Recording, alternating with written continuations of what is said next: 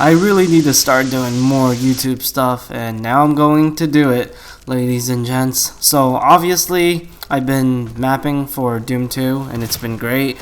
It's a lot of fun to map a game that allows you to have more creative freedom, and it's just fun to simply create my own identity and style while using the classic Doom sandbox. However, there are some things I miss about mapping in Doom 2016, and I just want to talk about what what are these elements that I miss about when I'm mapping for classic Doom. So let's get it started. So the first thing is the lack of infighting. I know a lot of classic Doom fans love infighting because it is a mechanic that people do use in slaughter maps or even in in encounters where the mapper wants the player to rely on this mechanic to survive a particular fight. For example, Alien Vendetta's Map 31, there's like a fight where there's this one cyber demon, and right after you kill the cyber demon, you'll actually spawn in like a wave of like revenants, and usually you're supposed to keep the cyber demon alive, so he would help you kill all these revenants because it's a ridiculous amount of revenants. And the mapper also didn't give you much cell ammo to work with. Particularly, I've never been the biggest fan of this mechanic. I've always preferred to kill things than relying on a particular monster to help me out. I think that's more satisfying when it comes to the combat loop of Doom. And in Doom 2016, I loved using Hell Knights and Revenants as my demon composition. Like, that's kind of one of my trademarks in Doom 2016 when I make like encounters. And I still use that in classic Doom, but I have to be very careful of using them because they can end up infighting very easily. And I'm trying to create encounters that doesn't encourage that sort of behavior, but it's not always guaranteed, of course, especially when I make slaughter-styled encounters where it's basically inevitable.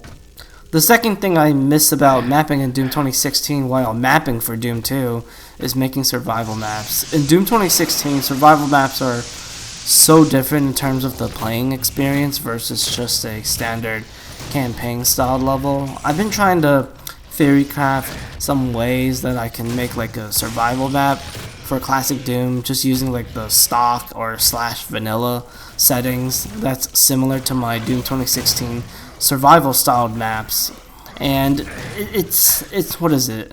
It just hasn't really felt right because the lack of respawning items, and I think the mechanics for classic Doom it just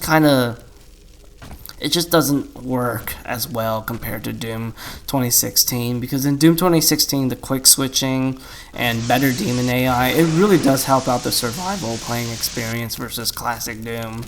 Every time I try thinking of a classic Doom style survival map, it just feels like a standard slaughter map, and that's not really what I'm trying to go for.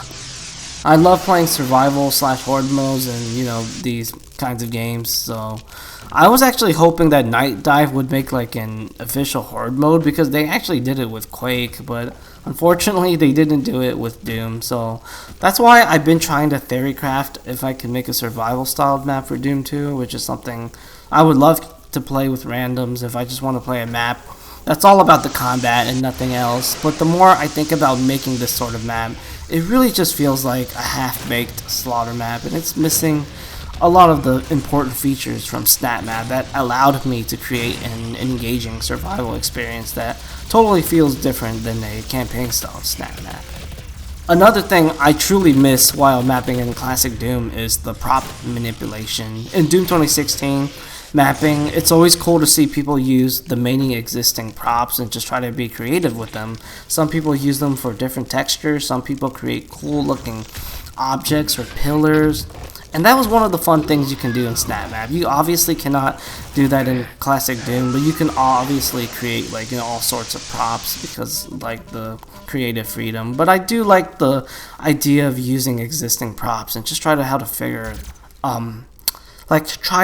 figure out how to use them optimally. That was always like a fun thing in Doom 2016 mapping, and that type of thing doesn't really exist in classic Doom, really. So for the final thing I want to mention is I don't really feel as distinctive when mapping for Classic Doom. There are so many Classic Doom mappers in today's times, and it's because it's very simple to do, and the game is old, so you can do so much stuff. But what I love about Doom 2016 is it is niche, but I've gained so much knowledge throughout the years of mapping where I just feel like a different kind of breed in a way. For example, I feel like my classic Doom maps are good, but it doesn't feel like as special as my Doom 2016 levels because I know Doom 2016 mapping is much smaller than classic Doom, and you really have to have some special reasons or dedication when mapping for Doom 2016 in today's times, really. So I would probably say that making Doom 2016 levels, while it is inferior objectively compared to classic Doom. But when it comes to that feeling when you finish a map from start to end, it always feels awesome because I'm contributing quality work for such a niche scene, I guess, if that makes any sense.